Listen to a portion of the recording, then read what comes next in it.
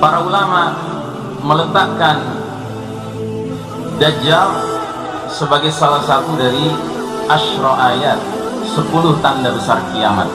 Dan ada tanda-tanda besar, jumlahnya terbatas, hanya 10, dan datangnya ketika kiamat sudah dekat sekali akan terjadi. Nah, salah satunya adalah khurujud Dajjal, keluarnya Dajjal. Dajjal merupakan sosok manusia yang Allah izinkan memiliki 1001 tipu muslihat. Dan Dajjal ketika sudah keluar nanti, dia akan memasuki semua kampung, semua negeri, kecuali 4 tempat tidak bisa dia masuki, yaitu kota Mekah, kota Madinah, Masjid Al-Aqsa, dan Masjid At-Tur. Tetapi semua negeri lain, kampung lain, kota lain dia akan masuki. Dan dalam satu riwayat dijelaskan, ketika Dajjal masuk ke satu kampung, kemudian penduduk kampung ini adalah orang-orang kafir, atau ada orang muslim tetapi muslim yang tidak pernah berbuat kebaikan, maksiat terus kerjanya. Begitu dia datang, Dajjal akan mengumumkan di hadapan penduduk kampung itu, "Ana rabbukum, aku Rabb kalian." Maka penduduk ini akan segera menyambutnya, "Anta rabbuna, engkaulah Rabb kami. Kalau begitu tolong kami sudah kelaparan selama 3 tahun, kekeringan."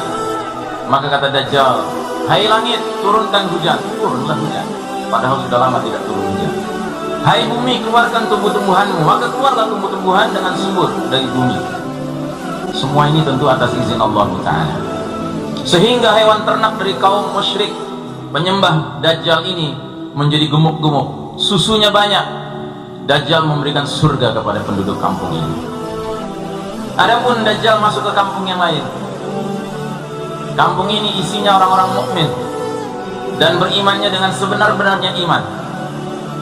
Ketika Dajjal mengumumkan, "Ana rabbukum," mereka akan menjawab, "Rabbunallah, Rabb kami adalah Allah." "Anta al-Masihud Dajjal," kamu ini adalah sang pendusta Dajjal. Maka Dajjal marah. Dia katakan kepada langit, "Hai langit, jangan turunkan hujanmu." Maka langit pun tidak menurunkan hujan, padahal sudah 3 tahun tidak turun hujan. "Hai bumi, jangan keluarkan tumbuh-tumbuhanmu," sehingga menjadi kering kerontang. Memang sudah lama tidak keluar tumbuh-tumbuhan dari tanah itu. Akhirnya hewan ternak orang-orang beriman ini bermatian berkelimpangan. Dajjal memberikan neraka kepada mereka. Saudaraku rahimakumullah, ini baru segelintir di antara tipu daya Dajjal. Namun dalam hadis yang lain, riwayat Imam Ahmad, suatu ketika sahabat Abu Dzar Al-Ghifari radhiyallahu anhu sedang berjalan berdua dengan Nabi. Tiba-tiba Nabi bersabda, "La ghairud Dajjal akhwafuni ala ummati."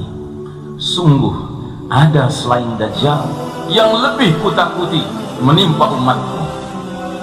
Terkejutlah Abu Dzar radhiyallahu anhu mendengar hadis ini, karena Abu Dzar pun mendengar hadis yang pertama, di mana Nabi mengatakan sepanjang sejarah Bani Adam tidak ada ujian lebih dahsyat daripada fitnah Dajjal. Tapi tiba-tiba Nabi di sini mengatakan, sungguh ada selain Dajjal yang kukhawatirkan menimpa umat ini. Maka langsung Abu Dzar bertanya, "Ma hadzal ladzi ghairu Dajjal akhwafuka ala ummatika?" Ya Rasulullah, apa itu selain Dajjal yang kau khawatirkan menimpa umatmu? Nabi menjawab, "A'immatan mudillin." Artinya imam-imam yang menyesatkan. Jamaah sekalian rahimakumullah, para ulama mengartikan a'immatan mudillin ini dengan 2 pengertian. Pengertian yang pertama, ulama su, ulama yang buruk. Itu termasuk a'immatan mudillin, imam-imam yang menyesatkan.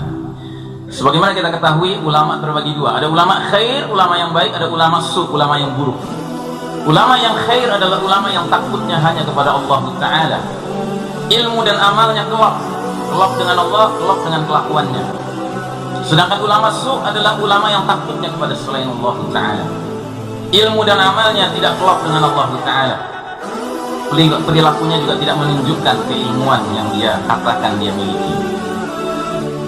Sedangkan tafsiran yang kedua, a'immatan mudillin, adalah para penguasa yang menyesatkan. Saudaraku rahimakumullah, harus kita akui bahwa kita sekarang hidup di suatu masa di mana Dajjal belum keluar, tetapi tampaknya fenomena a'immatan mudillin hadir di tengah-tengah kita.